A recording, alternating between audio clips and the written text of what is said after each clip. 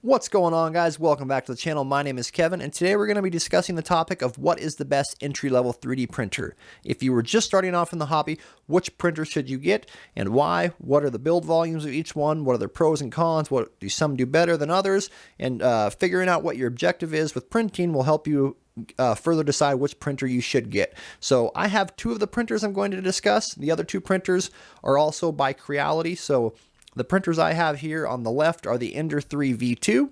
The printer on the right is the Prusa i3 MKS Plus, and the other two printers are going to be the Ender 3 Pro and then the Ender 3, or excuse me, the CR10 V3, which is also by Creality, the same people that makes the Enders. So yeah, I have two of these printers. We'll jump over to the computer and we'll look at some notes and look at some of the printers online, and I'll show you the big differences and kind of help you guide you in your decision. So I'll see you over at the computer. All right, now that we're over here at the computer, the first thing we need to do is smash that like button, guys. Hook it up with a thumbs up, please. It really helps with the algorithm.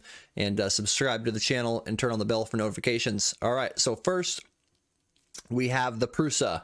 The Prusa, I broke these down. I did a little pros and cons list of all of them. So the Prusa, we'll take a look at it here. I've got them brought up as well too, so get them in order. So the Prusa, the first one, Pro starting off, good print quality. They've got great customer service. Your print quality is going to be almost pretty much the exact same across all of these printers. I've got good print quality listed as a pro in most of them, but the Prusa is a quality printer. So the Prusa is a great printer, gets you good print results. They've got awesome customer service. I put best customer service. I don't know if they're the best in the business, but they're definitely top-notch for sure. You can call them, email them, they respond very quickly.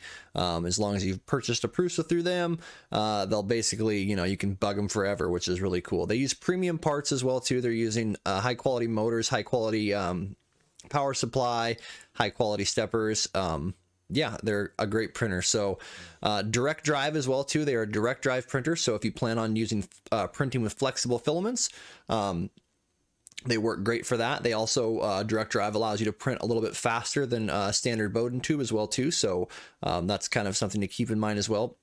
After it's built, way less tweaking with the settings. This could just be, because I already, the Prusa was a second printer I got, so I already understood the fundamentals of printing. But after I built the Prusa, I didn't have to mess with anything. I literally, plugged it in, put in the SD card that came with it, leveled the bed and hit print, and it started printing good quality prints right off the bat. Yeah, if you're curious, I did a review video of the Prusa. You can look at some of the print quality that I showed there. I'll link it in the card above, up there somewhere, wherever the heck it shows up at. And yeah, it's great print quality straight out of the box, basically. So this just could be I put way less tweaking after tweaking the settings. The Prusa slicer that's built in, or that Prusa has, they've basically just copied a version of Cura, it looks like, and tweaked it to their liking. But it's extremely nice. So Prusa slicer is number 6. It's super basic. I'll open it up here and show you too. It looks a lot like Cura. You can use the Prusa slicer as well too, if even if you're not using a Prusa, so you can use this slicer on anybody else. So this is a bar that I was doing for my wife. It's a lot like Cura. You got your scale factors here. You can scale it up, do whatever you want with it, rotate it. You select your infill, change to whatever infill you want. Your quality right here. I've got it on quality, modify that. Oh, let's save that because I'm messing with that, or cancel it, excuse me. But you just click slice. I can't see it because it's down here. My camera was underneath it. The slicer works great. It shows you a little breakdown once it's done slicing of how long and whatnot, how long it's taking. You can just save it. But anyways, their slicer is nice. I like it quite a bit. Oh, discard changes. So go back to our list. What other pros we got? It comes with all the upgrades as well too. So the Prusa comes with all of the upgrades you could want already. So it's already got... let's move the camera over here too so you can see my list. So it's got all the upgrades. It's got direct drive. It's got the filament runout sensor. It's got the auto bed leveler. It's got the thermal runaway. It's got when you that's not really an upgrade to lose power, but and power it back on, and you can resume printing. But yeah, there isn't really many upgrades you can add to the Prusa. It's already all there. This is also too, I forgot to list the price. This is the most expensive printer on this list too. So $750, and it comes in a box of a gazillion parts. I did a unboxing video of this if you're curious of checking it out. There is a gazillion parts. It took me and my wife a really long time to put together. Or you can buy the kit. It comes 100% pre-built for $1,000. Pretty dang expensive though. So next, yeah, I guess comes with all the upgrades. Number 8, all metal hot ends, so you can print any of your abrasives. So it's got a true all metal hot end, so you can print carbon fiber. I don't know what other else abrasives there are besides carbon fiber. I know there's some other ones. I don't really print that stuff. You can also print PETG, ABS. This allows you to print an all metal hot end. Will allow you to print all of the range of ABS, PETG. All the temperatures or all the filaments that allow you, or excuse me, that require you to print at a higher temperature. And then I've got 9, easy to use once it's built.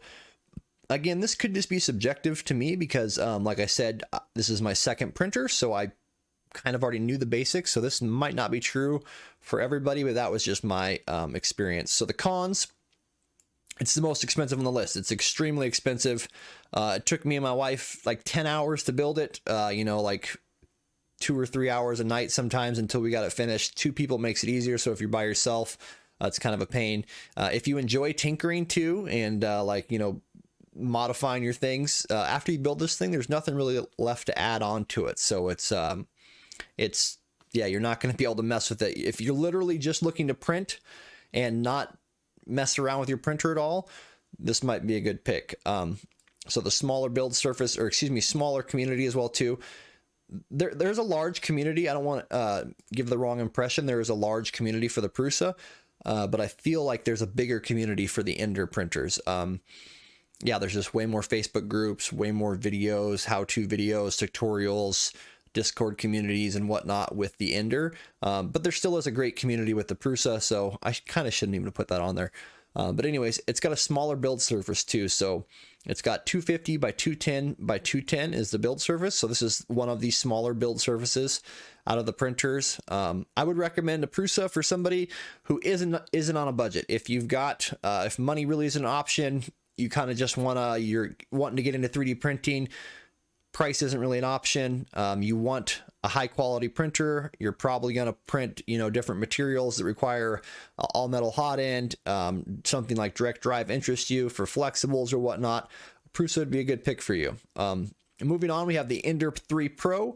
This is the cheapest printer on the list at $236. This is, if you're on a budget, this is a great printer.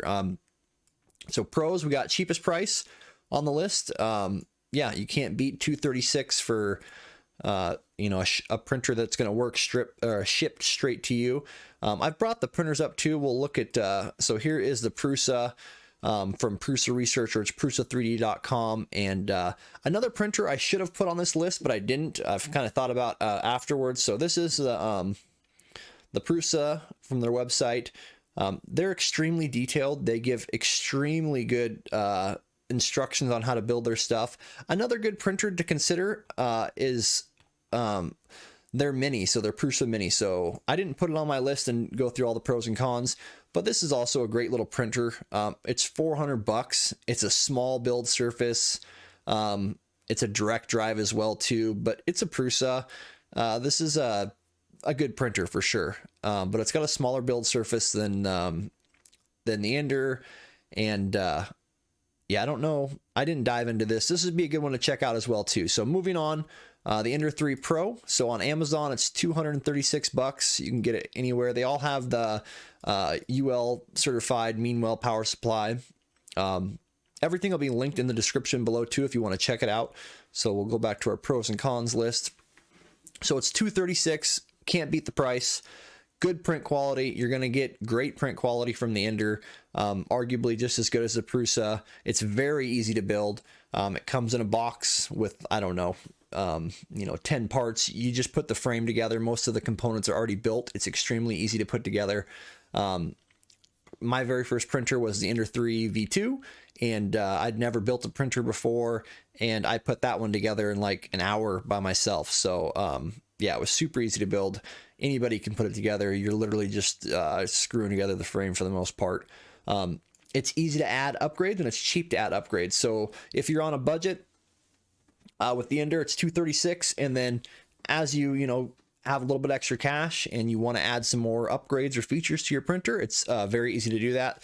The upgrades are cheap, and yeah, another pro is a great community, lots of support in Discord, Facebook groups, YouTube. You can literally find guides for everything on for the Ender.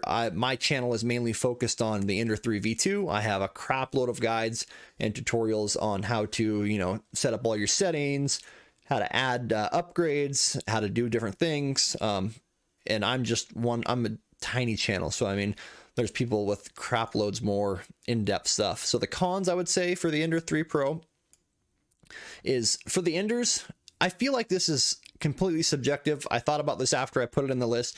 You have to do more testing and learning.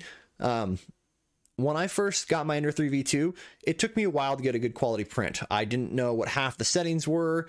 I didn't know what I was doing. And with the Prusa, when I plugged it in, turned it on, it printed good right away. I believe, though, after thinking about this is because I already had knowledge of 3D printing, and I knew when I was putting the printer together, I put the printer together very well. I made sure that I took my time and everything was, I made sure the frame was exactly true and level. I made sure all of the, the X-axis and all the axes were correctly, tightened. I made sure everything was aligned correctly. So this could be a bad con that I put in here. But I feel like starting off, I feel like you're not going to know what the heck you're doing. The instructions aren't as clear with the Ender 3s. So yeah, I'd leave that in there. I think that's still true. Prusa literally gives you a handbook of literally like step-by-step. Let's see if they have it on here. They give you a handbook of step-by-step how to literally do every single step. They walk you through all of it. Yeah, it's great. Sorry about the dogs in the background. They have video guides from all these other YouTube communities or creators that have made videos on them. But yeah, moving on.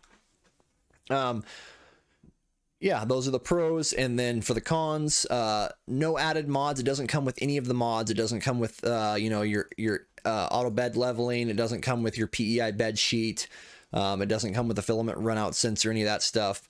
Another con is the smaller print surface. So one of the things you need to decide before you start printing is what are you wanting to print? So what size of bed do you need?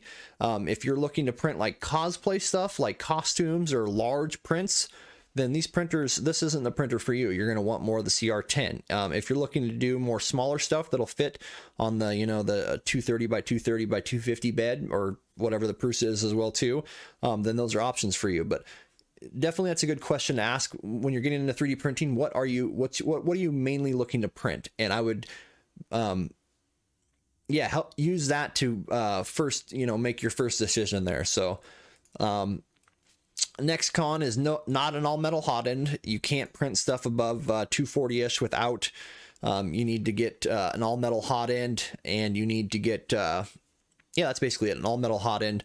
You really can't, you're mainly going to be stuck to PLA and TPU until you upgrade your hot end. Another con is the Pro has the mini USB.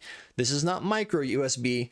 Most of our old cell phones are micro USB. Mini USB is a really stupid old.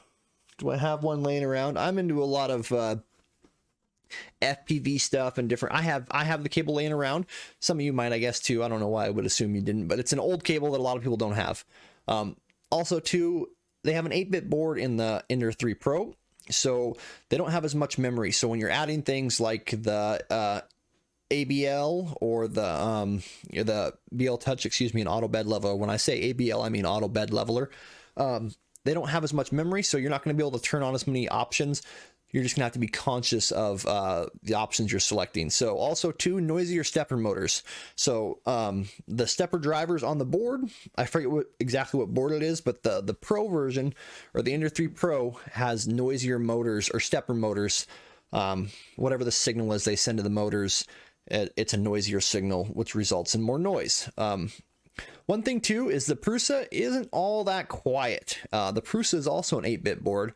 I don't know if they're using different stepper motors, but I have the Prusa and the Ender 3 V2, and the Ender 3 V2 is by far a quieter printer.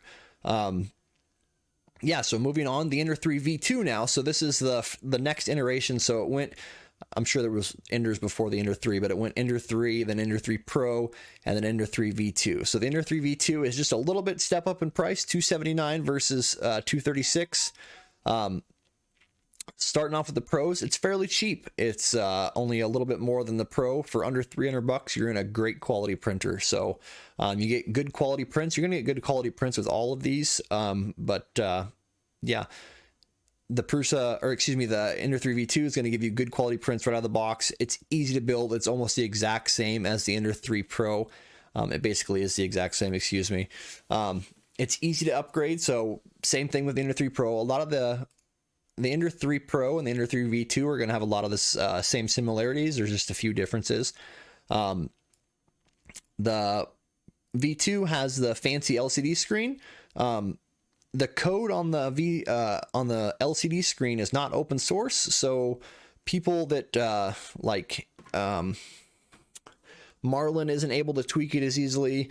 There's problems with the screen. So if you want to add something like a Bltouch or an EZABL from TH3D, the screen, you're not going to have some of the functionality available with the LCD screen. So it's recommended, if you do add one of those things, that you get one of the old screens and you put it on there. It's a pretty easy upgrade to do. I want to say they're like $30 for the screen. It's not that big of a deal to do. So don't be freaked out by that. If you plan to just leave it stock though, and you don't plan to add any of the extra stuff, this is totally fine. Not a big deal. A lot of guys are still running the LCD screen. I still have it on mine. Even though I hate my Bltouch, it's going to come off. So yeah, anyways. Number 6, belt tensioners. So the Ender 3 V2 has built-in belt tensioners. You can still use belt tensioners on the Pro, but the V2 has built-in nice little knobs that allow you to, just twist it with your fingers. It's super easy to add the belt tensioners. It also comes with a glass build surface. So I would also recommend it when you do get your printer to upgrade your bed surface to a PEI bed sheet. I forget what PEI stands for, but it's a material that the filaments stick really well to, so it's really nice. But if you weren't going to use that, a glass bed surface would be your next best thing. And the Ender 3 V2 comes with a glass bed surface, which is really nice. You can flip it over on whichever side. It's got like this. I don't know what you call it. It's got some little weird material on one side and the other side is pure glass. So you can use whatever one you want. The V2 looks cleaner. It's got better cable management. The power supply is on the bottom. Everything's built into the case. All the cabling is ran nicely. It's just a cleaner look on the V2. It also comes with the front tool drawer. You can print one of these for the Ender 3 Pro, but this one comes with it. It's also got micro USB instead of mini USB, which is quite nice. This allows you to plug in things like your Raspberry Pi, which is super cool for Octo print. It's also a 32-bit board. It's got more memory, so you don't even have to worry about memory issues at all. And it's got quieter stepper motor. Yeah, the stepper motors are quieter. It's got better drivers. I don't even know. It's not the motor that's making the noise. It's the stepper drivers on the board that send the signal that gets noisy, I believe. Somebody correct me if I'm wrong. I'm pretty sure that's how it works, though. I'm sure one of our Discord members will say this is actually how it is. We have some extremely smart people in our Discord community. That's another thing too, as a little plug. If you're at all interested in 3D printing, or if you're in the community, jump in our Discord. It'll be linked down below. We have some extremely smart and active people on here. Yeah, guys that are way smarter than me. I've gotten a lot of my information from them. I've learned a lot from them. A really cool community of people that are, always printing stuff, sharing their prints, sharing their settings. Very helpful, great community of people. Anyways, moving on. Cons, it's got none of the added upgrades, so you have to add all of the extra upgrades. Like I mentioned before, with the Prusa, you get the auto bed leveler, direct drive, filament runout sensor, all of the razzy snazzy stuff. This doesn't have that, but obviously you're not paying for it in the price, so that's not, I mean, it's not really that big of a deal. The LCD screen can be an issue if you add if you add ABL auto bed leveling. The print size is smaller as well too. It's 235 by 235 by 250. It's actually I don't know why it says 235 by 235. It's actually constrained to 220 to 220, I believe. That could just be Kira. I could be wrong on that. It listed as 235 by 235, but I believe it's 220. Anyways, yeah, and it doesn't have an all metal hot end. You can't print above 240 unless you upgrade your hot end. So moving on to this Creality CR10 V3, this is for the people that want a bigger print volume. So the people that are interested in printing large objects. They've made lots of iterations of the CR10. The V3 is the most current. It's got the quieter stepper motors. It's got the direct drive extruder, which is a Titan. I believe it's a Titan all metal direct drive hot end. I forget exactly what it's called, but you got good print quality. It's a Creality machine. They're using, you know, a good power supply. The price is $530, so we've went up in price now. Good print quality.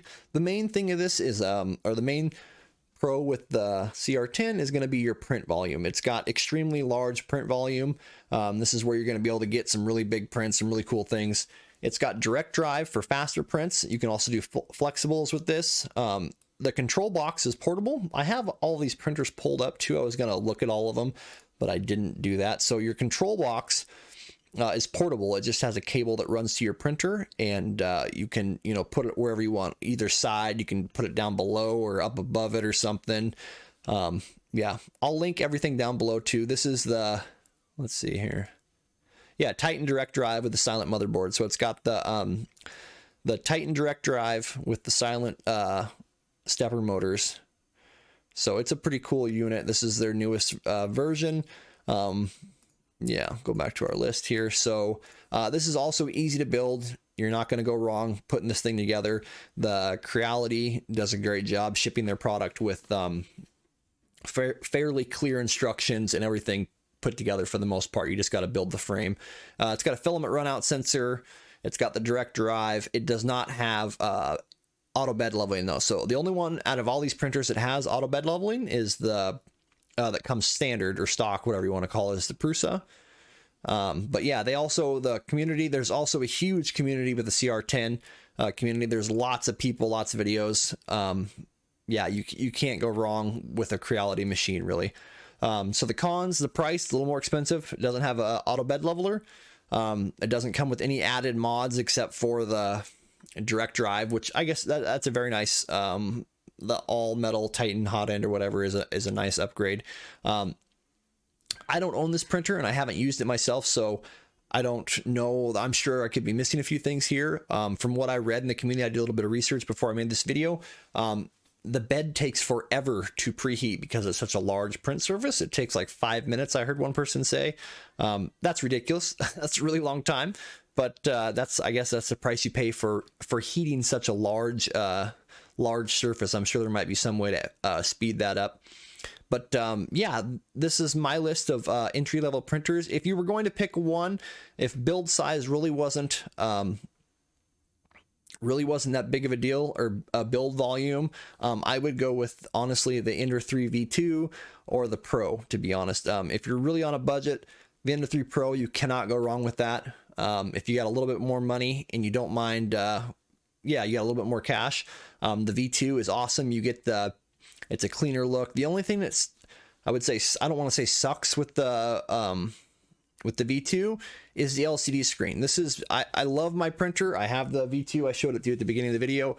The LCD screen not being open source, causing problems with the ABL, with the Bltouch and with the EZABL from TH3D is no bueno if you ask me. So if you just plan to use it without an ABL, which a lot of guys do, I'm going to go back to using it until I'm going to order the screen and switch it out. A couple buddies in the community already have done it, but I haven't done it yet. Anyways, I would pick one of those two printers, the Pro or the Ender 3 V2. If you're going for build volume, excuse me, that's important to you, the CR10 series is going to be your best bet. And I believe I already laid out the reasons for the Prusa. If money isn't really that big of a deal, you want all the badass shit, get the Prusa, man. They're all awesome. Everything will be linked in the description below. Sorry if I rambled a little long. Let me know if you guys have any questions at all. Leave them in the comments below. Check out our Discord channel. We will be doing a giveaway too as soon as we hit 2,000 subscribers. It's probably already happened by the time this video is posted. I'm not sure. I'm going to be posting this video in a couple days. But anyways, thanks for watching. Leave a comment below. Hit the like button. I'd appreciate that. Subscribe to the channel for more content. Let me know what you guys want to see too. If you want different videos of different reviews or different topics or whatnot, let me know. I'm extremely open to any kind of criticism or feedback from my community. I'm really trying to make this YouTube thing work. So let me know what you guys think. Have a good day, guys. Thanks for watching. Peace.